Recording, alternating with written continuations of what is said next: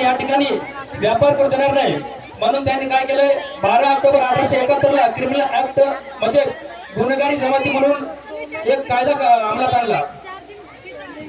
मग त्या कायद्यामध्ये असं होतं की ज्या ज्या ठिकाणी बंजारा समाज दिसला त्या ठिकाणी त्यांना धरायचं, मारायचं, फासावर लटवायचं।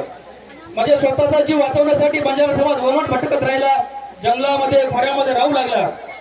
तर या गोष्टीची जाणीव ज्या वेळेला बहादूरशाह कोपळ जिल्हा कर्नाटक या ठिकाणी एक बंजारा समाजातील वीर विश्वास नावाचे एक मोठे नायक होते, नसाब बसवला आणि त्या नसाबामध्ये असं पुढे आलं की आपण आता बंजारा समाज आता आपल्यावरती इंग्रजांनी तर घाला घातलेला आहे, आपल्याला आपला स्वतःचा जीव वाचवायचा आहे।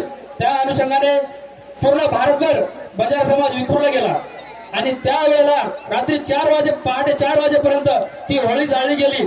तेव्हापासून बंजारा समाजाची होळी ही विशेष म्हणून पहाटेच्या ह्याच्यामध्ये साजरी करतात। चालते एवढं बोलून थांबतो। जय हिंद।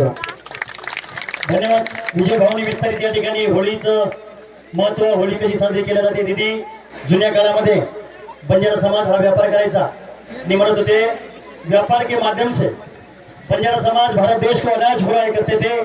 कैसे लगाए मेरे बंजारा समाज की ऊंचाई का पता, बंजारा समाज आसमान होके सिर झुकाए चलते थे, सिर झुकाए चलते थे। विजय भाऊ तुमचं मनापासून या ठिकाणी धन्यवाद।